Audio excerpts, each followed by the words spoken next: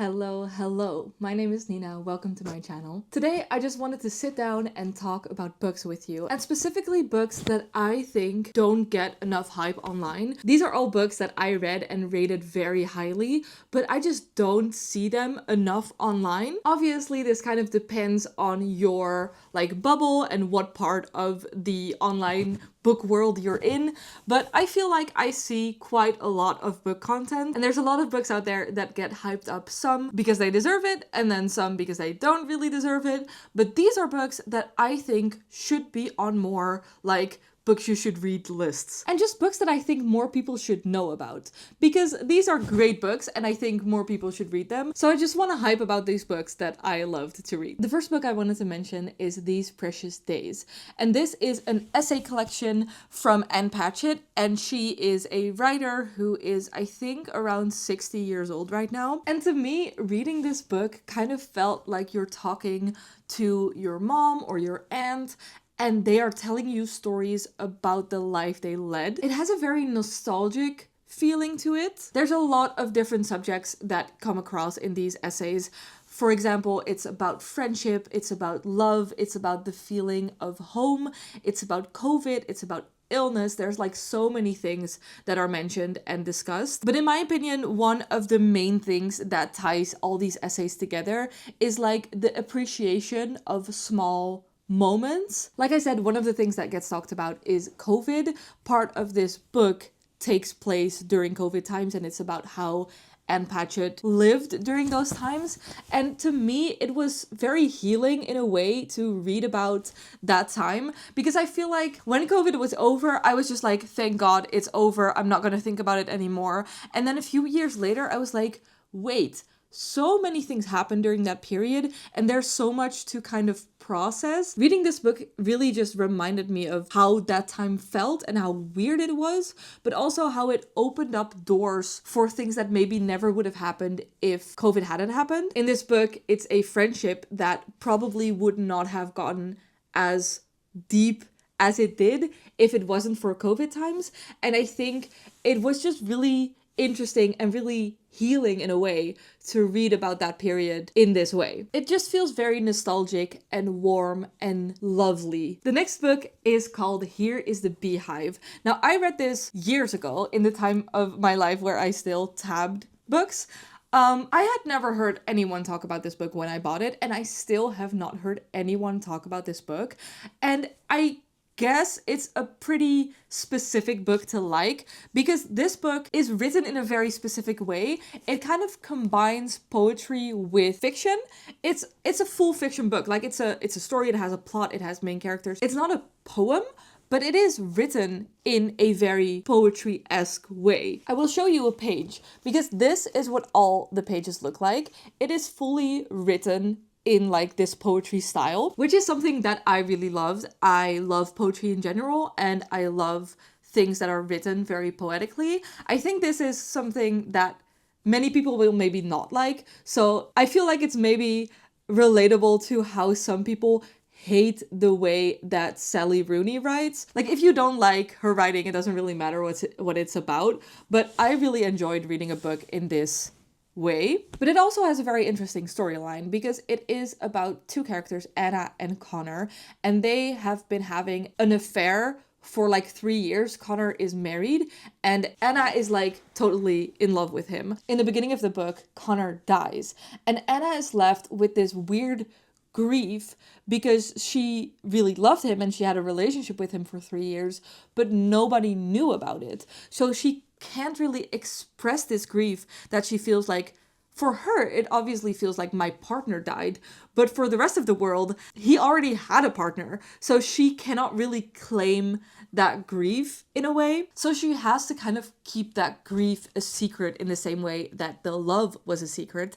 And this sparks an obsession with Rebecca, Connor's wife. At some point, Anna kind of starts to focus on Rebecca in a weird way. She will kind of attach herself mentally to Rebecca, and it even at some point feels a little bit like maybe she will fall in love. I love books that have this weird obsession of a person, And I just think this book has a lot of really interesting like subjects. The next book I wanted to talk about is The Age of Magical Overthinking. This is also a nonfiction book, and this book is just a really interesting reflection of this current time. In every chapter, a different like phenomena or a different like focus of this weird overthinking time is the center of the chapter. And I think everyone will find something in this book that they relate to,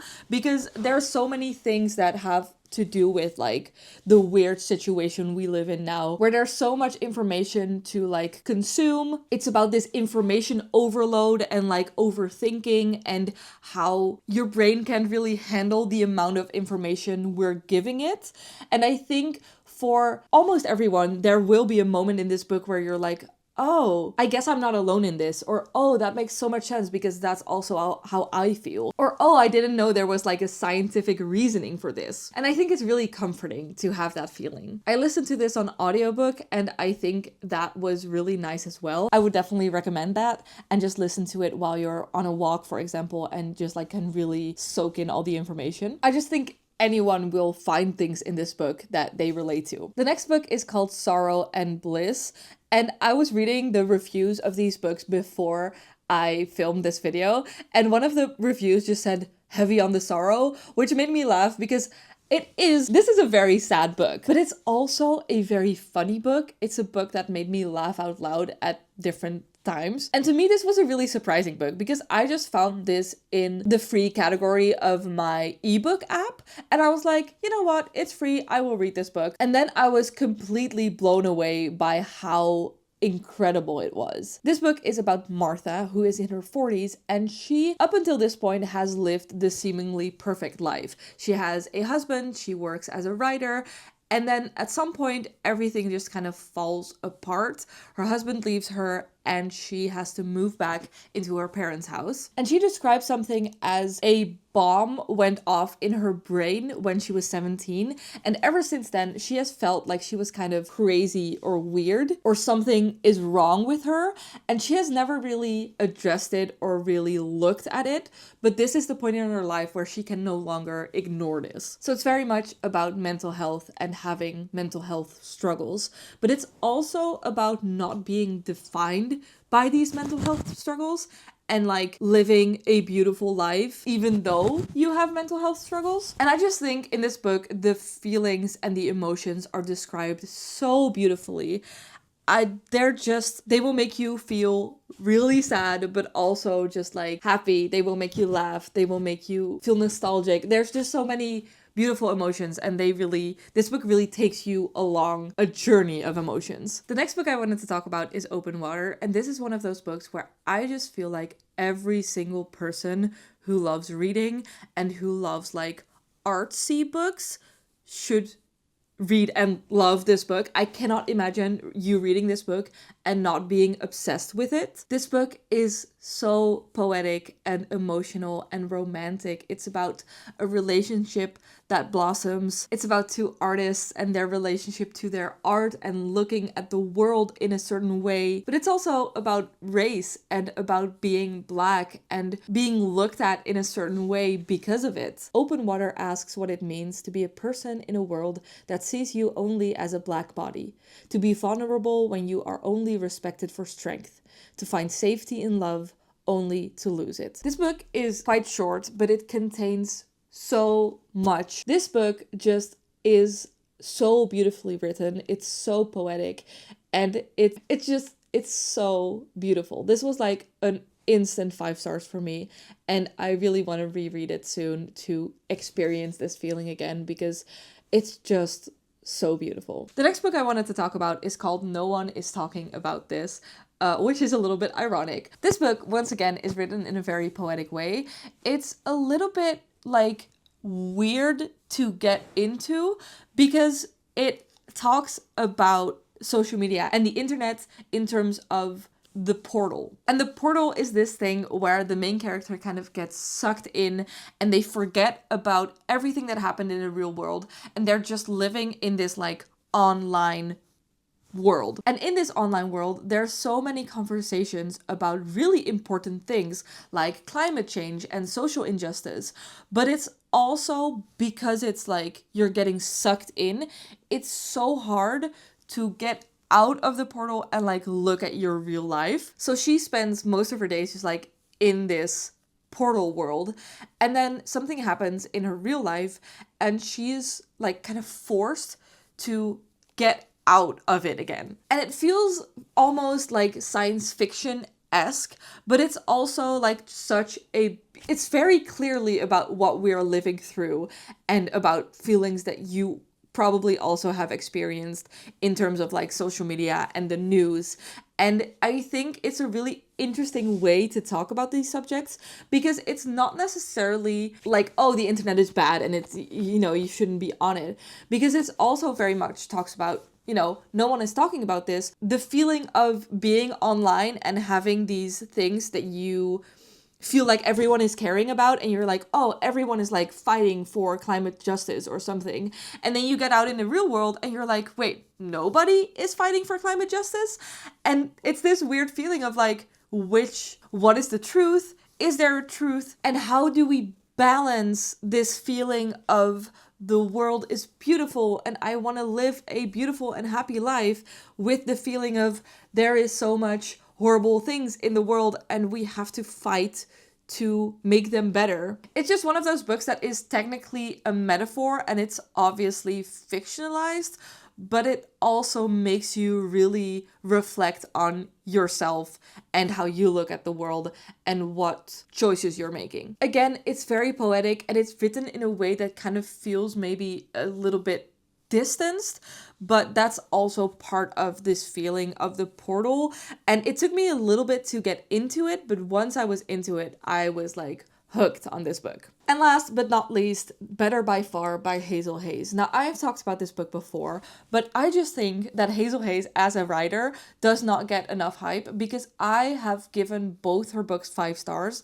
They're both like on top of my favorite books ever list. I want to talk about them each chance I get.